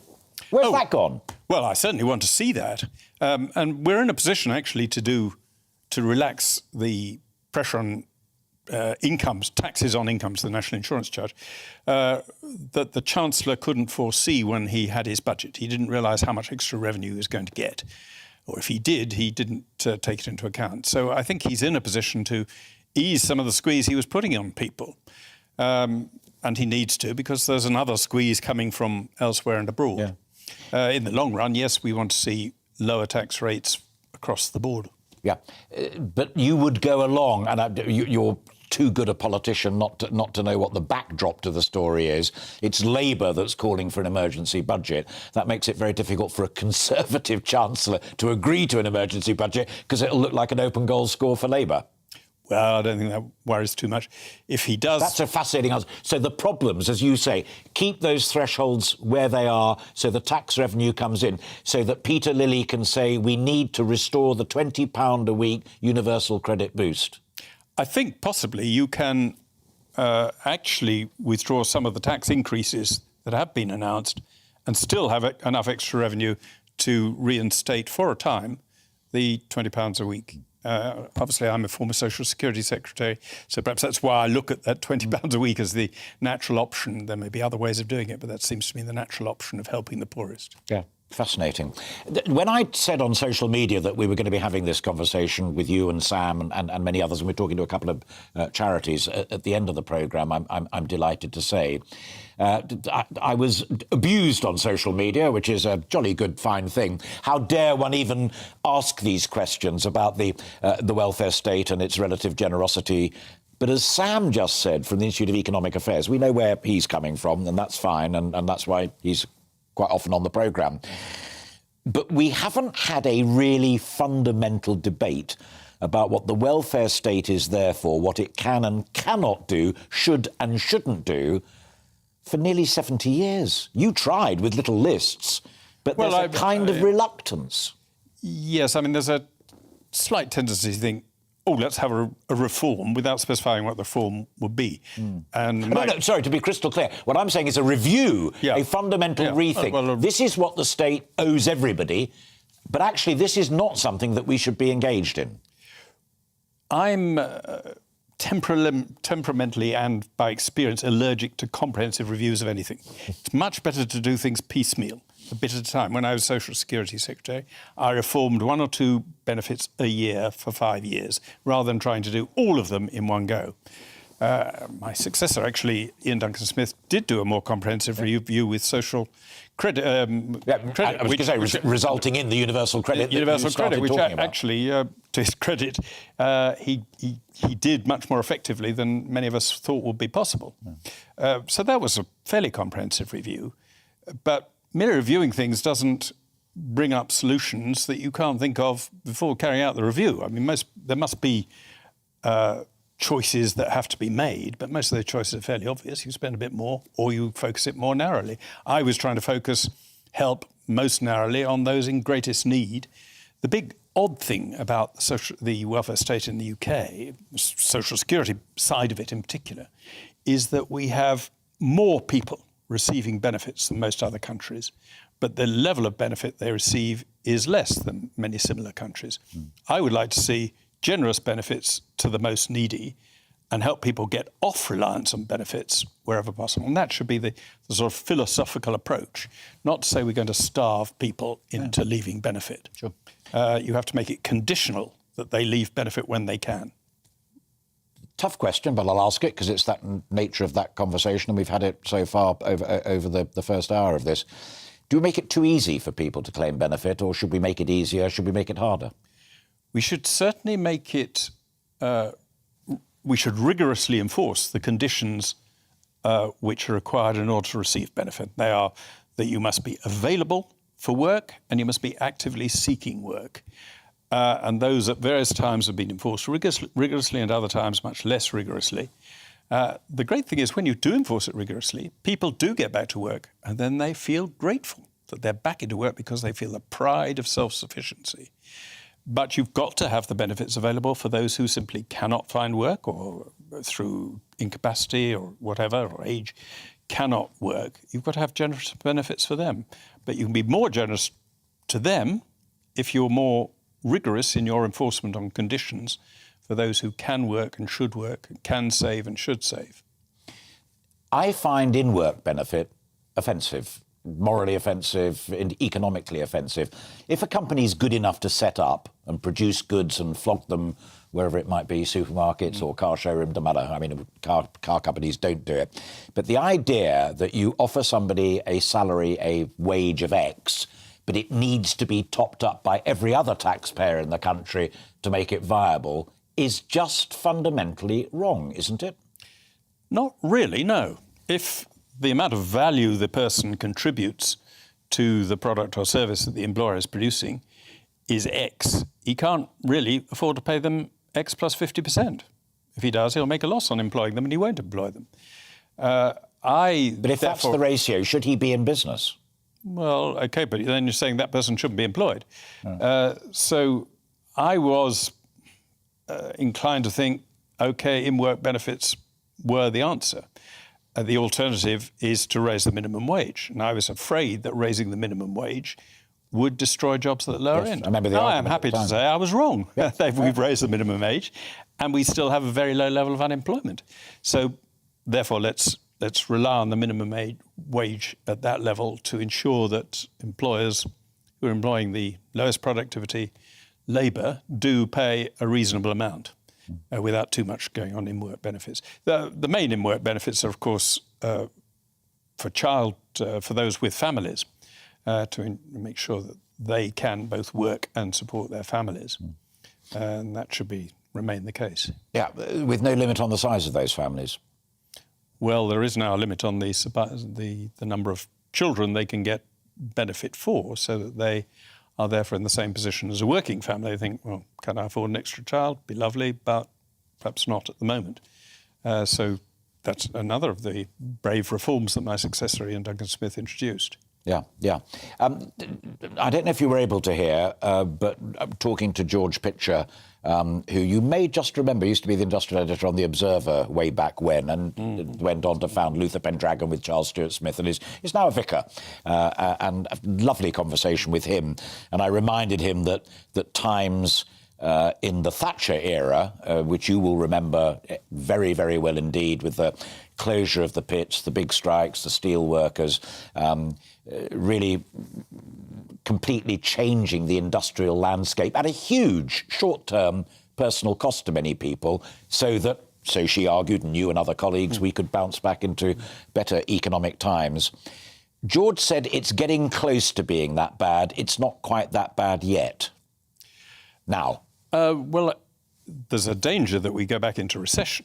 But what we're not seeing, and did see then, was people thrown out of work but unable to find alternative employment.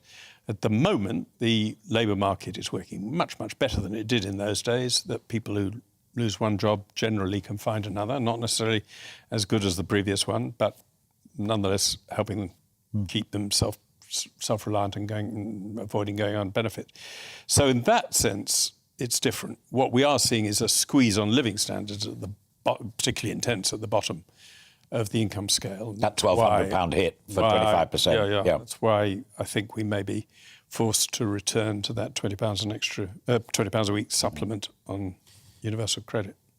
Final question, and it is this, and it's purely partisan. As your party soul searchers, with folk on one side of the argument saying we really need to rediscover our tax-cutting, spending-capping roots, and those that are perhaps a little more on the libertarian, even almost the Ted Heath wing of the party, saying, no, we need to be much more comprehensive and much more helpful. While the party has that debate amongst itself, whether there's a vacancy at the top or not, forget that completely for one moment, might it also include the kind of conversation that you and I are having for not the first, not the second, and I hope not the last time, and Pitcher's chipping in and Sam Collins chipping in? Is the party up to having that fundamental debate about what the state's really about? It's a constant debate in Conservative circles, and it's always going to be a matter of balance and degree. We're not going to go to a sort of night watchman state, one end of the extreme, or a socialist state at the other. I think Thatcher won the intellectual debate. She won it not just in the Conservative Party, but to a degree in the Labour Party under New Labour. Whether the Labour Party is going to come back to that or not, we shall see. But we know that too big a state is ultimately self-defeating, undermines the growth in the economy, and therefore the amount of money you have available and resources you have to help the least well off, which, both on left and right, we'd all like to do. But the right says we can only do that if we have a vibrant, free enterprise, competitive market economy with as low taxes as possible while still maintaining that threshold. It's most difficult at the moment because of this sudden reduction in the value of what the economy is producing. Having to go back a step. Yeah, fascinating stuff. And in many respects, we end exactly where we began, that because there are 25% of the poorest heading for that £1,200 hit, then you do have to take tough decisions on tax to make sure that you can do the right thing, but find time to really profoundly examine it. Peter, it's always a pleasure to see you. Thank you very much indeed for coming in. Good to be here. So we've been talking about that cost of living crisis throughout the programme, and I asked you right at the top of the programme, just after midday, to give us your comments, and you have been busy as bunnies, and I'm grateful for that. Let's start with Benjamin, who says, you mean like after World War II, when the country got back on its feet by spending and investing money wisely? You can't have mass prosperity if people don't have the means to live on. All that was achieved largely without a computer to help the Chancellor. John says some people have had to put work on hold to care full-time for a relative and rely on carer's allowance, which really isn't very much. And Zoe chips in, when I bought my first house in the mid-1990s at high interest rates, hey Zoe, tell me about it, I was there as well, on low wages, I was entitled to absolutely nothing as a single child-free person, apart from a measly 25% reduction in council tax. That focused me on getting a better paid job rather than seeking hands out. Keep them coming. We may have time for a few more right at the very end of the programme. It is 25 minutes past 1, and we've more to come this afternoon on Alastair Stewart and Friends, speaking to two charities, as I promised, looking at the cost of living crisis through their eyes. Good people doing good stuff. How bad do they actually think things are, and how have they got that bad for the poorest families? But first, let's bring you up to date with the weather. Looking ahead to this afternoon, and the UK is looking like a mixture of warm, sunny spells and a scattering of heavy showers. Let's take a look at the details. Zooming into southwest England, and it should be dry for much of the afternoon with spells of warm, hazy sunshine. Perhaps a shower developing later, highs reaching 21 Celsius. Across southeast England and the London area, there'll be plenty of warm, sunny spells, but the risk of a few heavy showers continues. Variable cloud for Wales this afternoon. There will be some bright or sunny spells though, and it should stay dry for most of the country.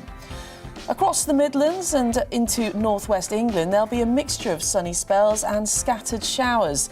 Some places will miss these and stay dry altogether, maximum temperatures of 20 Celsius. It's a similar story for northeast England too, with some bright or sunny spells, but also the risk of a few showers. Some of these could be on the heavy side at times. Over to Scotland, and here there will be more in the way of heavy showers this afternoon. However, sunny spells will break through, leading to a warm and humid feel. Warm spells of sunshine for Northern Ireland too, and just the risk of a few showers, but they should be mainly light in nature. Highs reaching around 17 Celsius. Plenty of sunny spells to end the day across the UK then, but still the risk of some heavy showers. And that's how the weather is shaping up for the rest of the day.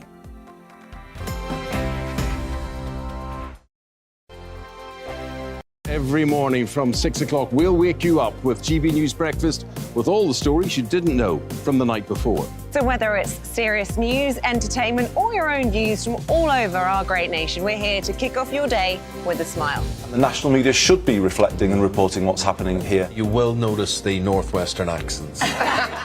Whether you're with us on TV, radio, or online, every morning, it's breakfast from 6 a.m. Hope you can join us. On radio, they call it the drive time slot, 4 p.m. until 6 p.m. as listeners head home. It's that part of the schedule when the dust of the day's events begin to clarify, and we try to make sense of it for you. Brazier is drive time for radio and TV. It's fast, it's punchy, it's opinionated, there's a Brazier angle and a little bit of levity. That's the question. That's two questions, actually. That's Brazier, Monday to Thursday, 4 till 6 on GB News. Hello, I'm Michelle Dewberry, and you can join me every weekday 6 till 7 on Jubes and Kerr. Me and my panel will get stuck right into the day's events, and I can tell you, in fact, I can warn you, expect some robust debates, some strong opinions and perspectives from both sides of the fence. It's about you at home as well. I love to read out all of your comments, or at least as many as I can. So join me, Michelle Dewberry, Monday to Friday, 6 till 7 on Jubes and Kerr. I'm Dan Wootton. Join me Monday to Thursday from 9 to 11 for the feistiest and most fun news debate on TV, where free speech reigns. I'll bring you a sharp take on the day's biggest stories, bombshell newsmaker interviews, and A-list guests. And I guarantee you, no spin, no bias, no censorship, and no reason to go to bed. That's Dan Wootton tonight, Monday to Thursdays from 9 on GB News.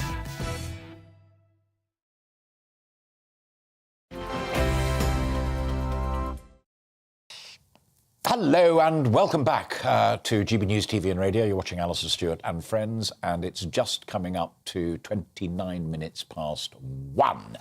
We've been talking about the cost of living crisis for the last half hour or so, and we chipped in a little bit earlier on in the programme as well. You have had so much to say, and I'm absolutely delighted. So let's share some more of those thoughts, and we dip in this time with Mick, who says, I'm fed up of seeing so-called poverty-stricken folk with satellite dishes on their houses and a constant stream of takeaway deliveries. God knows how we survived in the early 1970s. There you go. Richard says, I believe in personal responsibility for the management of our finances. People should prioritise their spending in accordance with the greatest necessity. However, I also believe that the state should help people who cannot earn sufficient income due to difficulty beyond their control, such as illness or disability. It's amazing just how much one's outgoings can be trimmed with discipline and imagination. When times are good, save for a rainy day rather than spending for the sake of spending. Fascinating that Vicky Price echoed a lot of that when I talked to her earlier, and Peter Lilly as well. Kathy says, if the state did not increase our energy bills by the green levy, which no one voted for, then people would be encouraged to employ self-responsibility instead. This government encouraged dependence and control. This government is not Conservative. The electorate voted for a Conservative government to get Brexit done. It is not done. Scrap the protocol. Brilliant. Me mixing in two of our key points there. I'll be speaking once again to Joanne Nadler in just a moment. But first, before that, let's bring you right up to date with all of the news. Here's Miranda.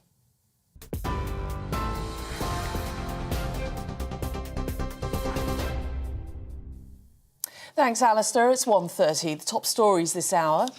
Finland has confirmed it will apply for NATO membership. The announcement comes after President Putin warned the country it would be a mistake to join. Foreign ministers from 30 member states have been meeting in Berlin today, also discussing Sweden's plans to join the alliance.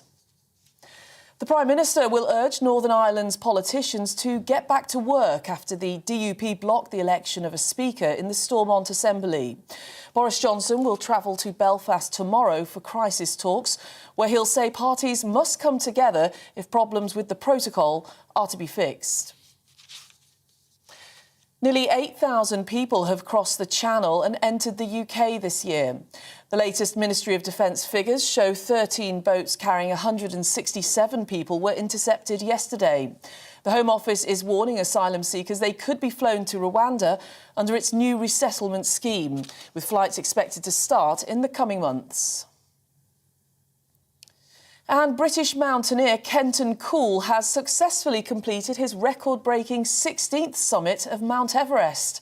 The 48-year-old reached the summit overnight, marking the highest number of climbs by a non-Sherpa. Well, you're up to date on TV, online and DAB Plus radio. This is GB News. Back now to Alistair.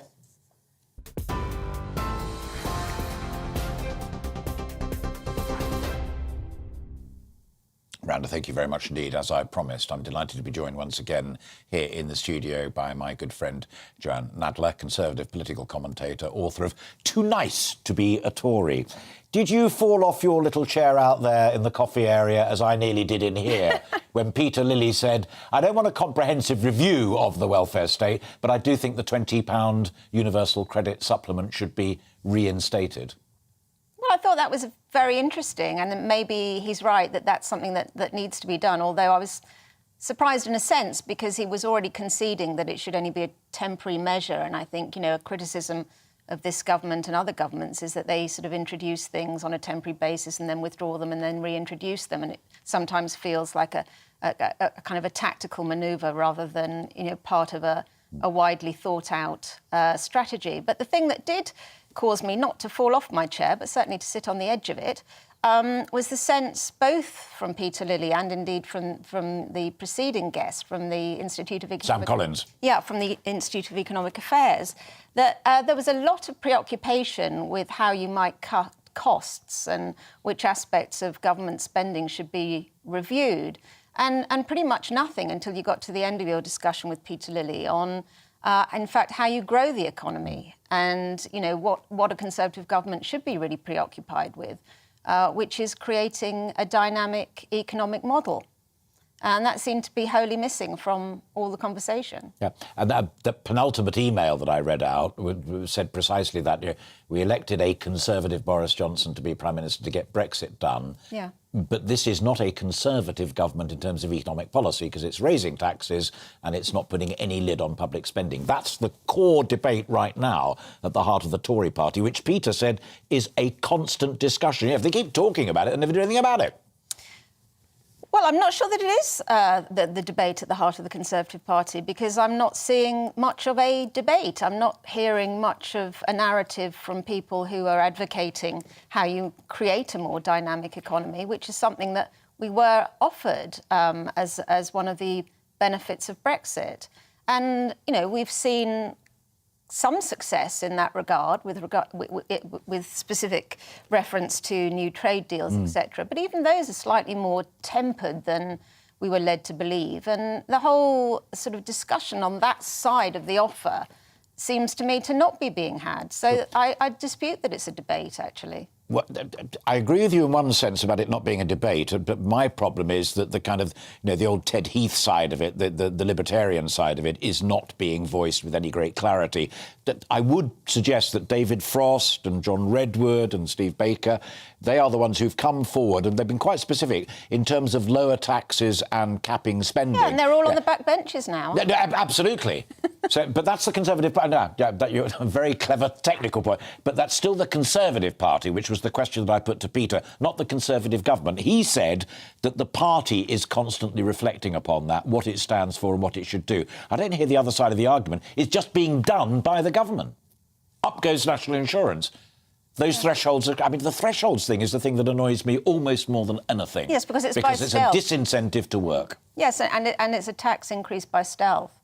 And it adds to the already extraordinarily high tax burden, which, of course... But it also means ward sisters and police sergeants are now higher tax rate payers. Yeah, quite. And I think it does urgently need to be reviewed, and I would agree with David Davis on that, absolutely. Yeah. The other thing that Peter said, almost a throwaway line, but it's of great significance, is he said, I think Thatcher and governments that he served won the intellectual debate on economics and wealth creation in the 80s, and perhaps Labour also reflected that with the election of Tony Blair. Whether they stick to it or not is yet to be seen, with talk of windfall taxes on oil companies and the rest of it. Do you think there's also an argument for the Conservative Party, in or out of government, to remind itself of what Thatcherism was actually about? Yeah, I mean, the Conservative Party may have won the argument back in the 1980s, but it's ridiculously complacent to suggest that argument doesn't have to be made and remade. And the fact is it hasn't been pretty much ever since her departure. And that is why we've had the, extension of the state deliberately and by stealth, and why we've had it done by successive Conservative administrations. Totally agree with you. Always a joy to see you. Come in any time. Thank you very much indeed. Joanne Nadler there with her thoughts on our discussion and reflections upon the welfare state, with a little bit more on economic growth as well. So important. You're watching and listening to Alastair Stewart and Friends, with plenty more still to come this afternoon, including I will be speaking to those who've gone that extra mile in helping people during the pandemic and indeed beyond. That is after this break.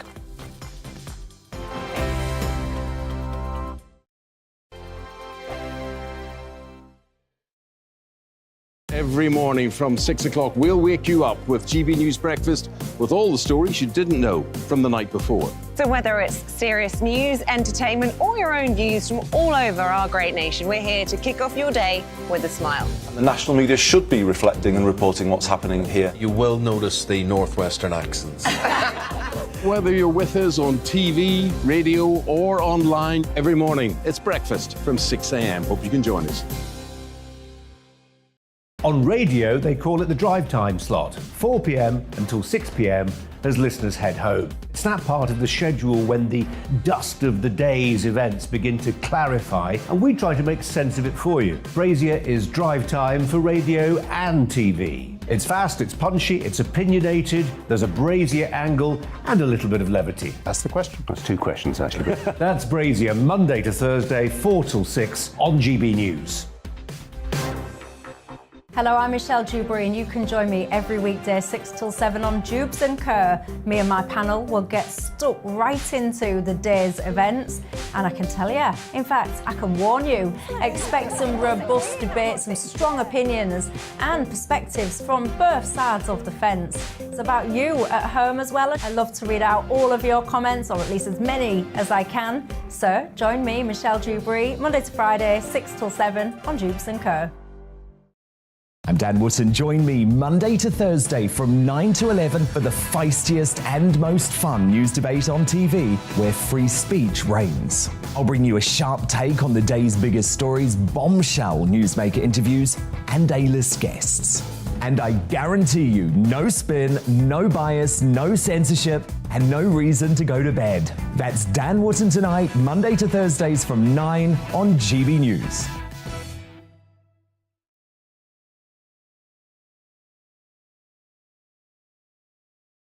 20 minutes to 2.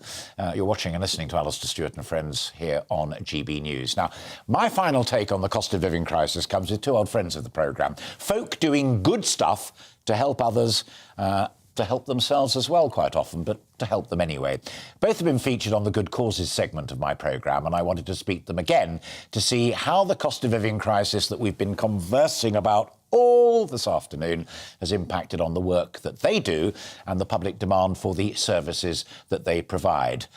Billy McGranagan, have I still got it right, having rehearsed it several times before, is the founder of Dad's House, which helps single dads cope in some of the poorest communities in the land, and he's sitting right next to me. I remember saying this to you when we first met, that people don't tend to think of single dads. They talk of single parents, and they tend to think of a woman and a child, or perhaps two children. But you're specifically for single dads. We're a single dads charity. However, we run food banks for mums and dads and family law clinics for mums and dads.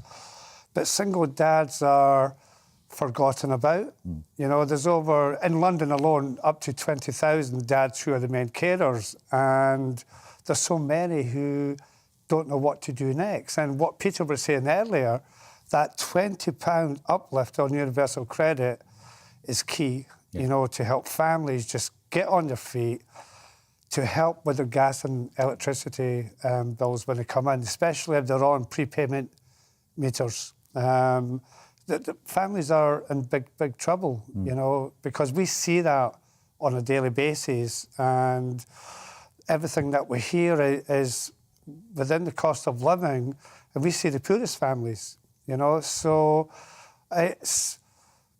When you hear a dad saying that he's not got enough electric to last an extra 2 days... You are actually coming up against people who really do have to make that choice between eat and heat. Well, yeah, and the reason why I know that for definite, we actually help dads and mums with prepayment meters. So we go to the shops and we top up their meters, and there's nothing on their electricity key or gas key. You know, and that is a fact. And people talk about the cost of living, but unless you actually meet these families who have nothing, it's just talk. And we meet them with our team every day. We first met, and as I said in the introduction there, it was in the context of the coronavirus, and that meant a lot of folk lost their jobs, although there was furlough and there was a lot more help there. This is now a totally different situation because it results not least because of the war in Ukraine and energy prices rocketing and raw materials, wheat, and all of the rest of it. Can you take a deep breath and tell me how much worse it is now compared with when we first met 6-9 months ago? I think now the impact on mental health for both mums and dads, particularly dads, because men don't talk as open as possibly they should do. The impact on anxiety, mental health, well-being is staggering, you know. So, again, we see that on a daily basis when dads do come into our office and they do talk to us because we built up a really, really good relationship with our dads and our clients, you know. And what's great about what we do is football and yoga. So we're attracting dads that have never done yoga in their life, you know, and they come, they have a cup of tea after the yoga, or they'll go for a beer, you know. It's something that we treat dads like men, but we don't... It's something that dads talk when they trust you, Alistair. Yes. You know, and we built up a brilliant relationship. When you build up that trust, and it is vital, I completely accept that, do you also have the tough love conversations just to make sure that they really are doing everything within their own power to make ends meet? Yeah, men are good at putting the cards on the table. You know, they really are. And we've got more dads coming in due to family breakdown through COVID, and we kind of don't hold back on this is what you have to do, you know. And our family law clinic is so important, for mums and dads, Alistair, that we can't help anyone who's ever been convicted of domestic violence, ever. But they have to follow our rules. Yes. You know, and if they don't, we can't help them. Yeah. You know, because our solicitors and barristers, everything's free, it's pro bono, and it's so important that they listen to the experts. Yeah. And I'm not an expert, I'm not a barrister, I'm not a solicitor. But you know someone who is. Yeah. That bit about the barristers and the lawyers helping pro bono, i.e. for free, which is terrific, leads me to my final point to you, and I'm going to put it to Stefan as well when he joins me in just a moment. And it's this. George Pitcher, who was on the programme earlier, an old mate of mine, used to be a hugely successful journalist. Hold that thought. We've got to go to the NATO conference, and I'll come straight back to you when we've done. I'm flying blind now at the moment. This is the NATO conference in Berlin, and it's going to be Jens Stoltenberg, who is the Secretary General of NATO. And remember, there he is. That's Jens. Let's hear what he has to say. And Sweden updated ministers on their possible applications for NATO membership. It is up to them to decide if they want to join NATO. We will respect whatever decision they make, because all sovereign nations have the right to choose their own path. Finland and Sweden are NATO's closest partners. If they decide to apply, this would be an historic moment. Their membership in NATO would increase our shared security, demonstrate that NATO's door is open and that aggression does not pay. Today, allies discussed our strong support for Ukraine, the further strengthening of NATO's deterrence and defence, and the longer-term implications of the war, including on our future stance towards Russia. Russia's war in Ukraine is not going as Moscow had planned. They failed to take Kiev. They are pulling back from around Kharkiv. Their major offensive in Donbass has stalled. Russia is not achieving its strategic objectives. President Putin wants Ukraine defeated, NATO down, North America and Europe divided. But Ukraine stands, NATO is stronger than ever, Europe and North America are solidly united. Ukraine can win this war. Ukrainians are bravely defending their homeland. To help them to do so, allies have committed and delivered security assistance to Ukraine worth billions of dollars. And over the years, NATO and allies have trained tens of thousands of Ukrainian forces. All of this is making a real difference on the battlefield every day. We must continue to step up and sustain our military support to Ukraine and build on the work of the Ukraine Support Group, which recently met in Ramstein. Ministers also discussed our upcoming Madrid summit. We will make important decisions to reinforce NATO's deterrence and defence to reflect the new security reality in Europe, to further support and engage with like-minded partners near and far, and to adopt our next strategic concept, NATO's blueprint for an age of strategic competition. So, Mr. Baerbock, dear Anna-Lena, once again, thank you for hosting the meeting, and thank you for your strong personal commitment to our alliance. Over to you in Berlin before we take some questions. Thanks a lot, and thanks that we can have this virtually, and still all the best. It was more than a pity that you could not join us. So that was Jens Stoltenberg addressing the foreign ministers' gathering of NATO with a very powerful punchline at the end. Ukraine can win this war. reflecting upon the applications of Sweden and Finland to join NATO, the North Atlantic Treaty Organisation. He said it would be supported by members, although don't forget we discussed this yesterday that Turkey is currently opposed, but they may be seeking a trade deal of some sort, but that's the situation at the moment. But Stoltenberg said it would enhance our shared security and would also build upon an alliance who believes its principal purpose is to show that aggression does not pay. He then went on to talk about another meeting that they're holding shortly in Madrid and to take questions. But we'll keep an eye on that. And if there are any exchanges that are really significant, we will weave them into our bulletins. And don't forget, we have news bulletins on the half hour and on the hour.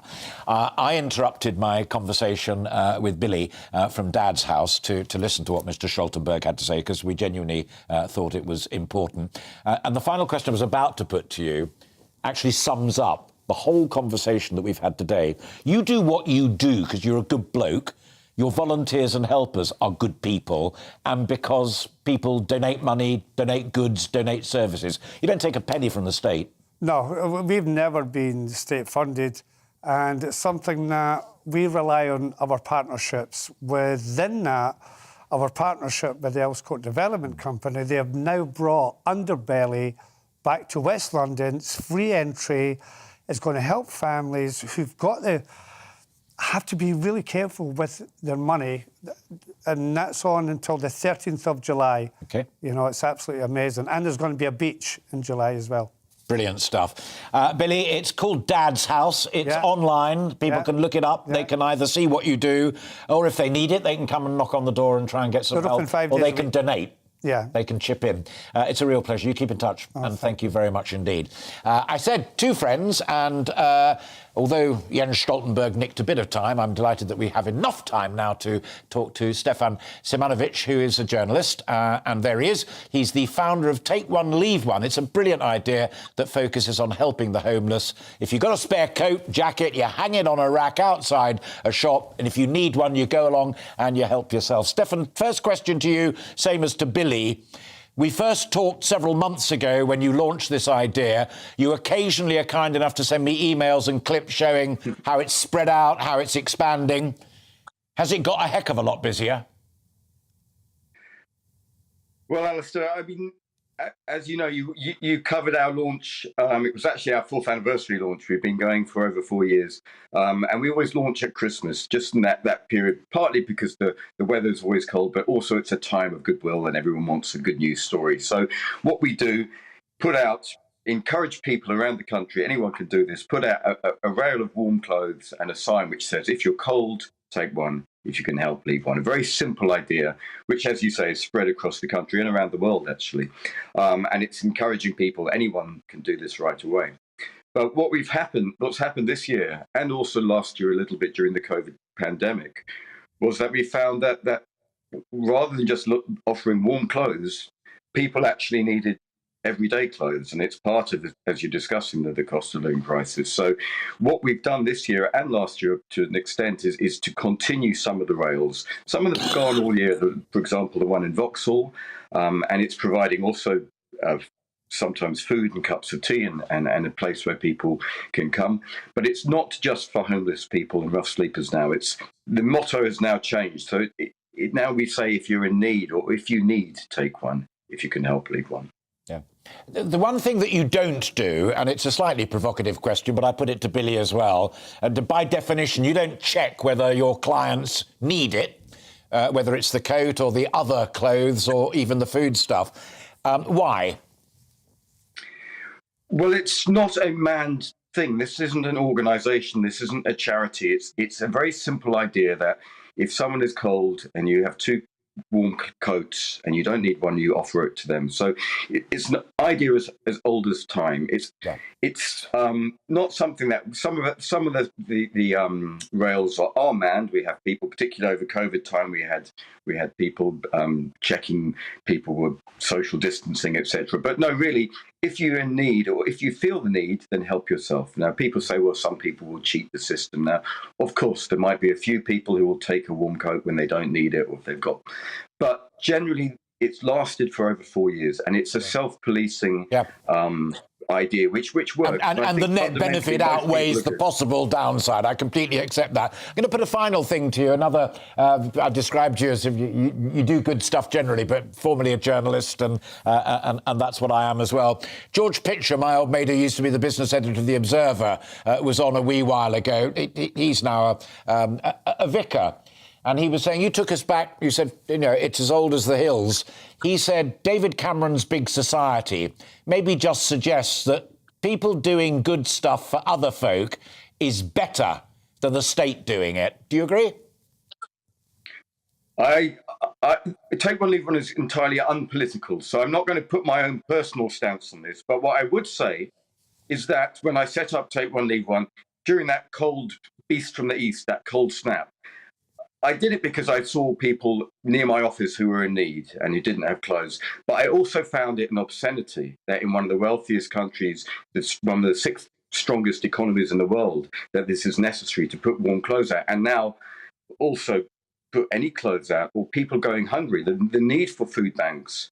There was a report last week that 2 million people, adults, are going skipping meals in this country. And I do find those extremes of wealth inequality very disturbing in our society. And Take One, Leave One, I wish it didn't have to exist. But while we need to... we have to end it there or we'll fall off air. I promise we'll have another conversation soon. Meantime, thanks for keeping in touch and thanks for what you're doing.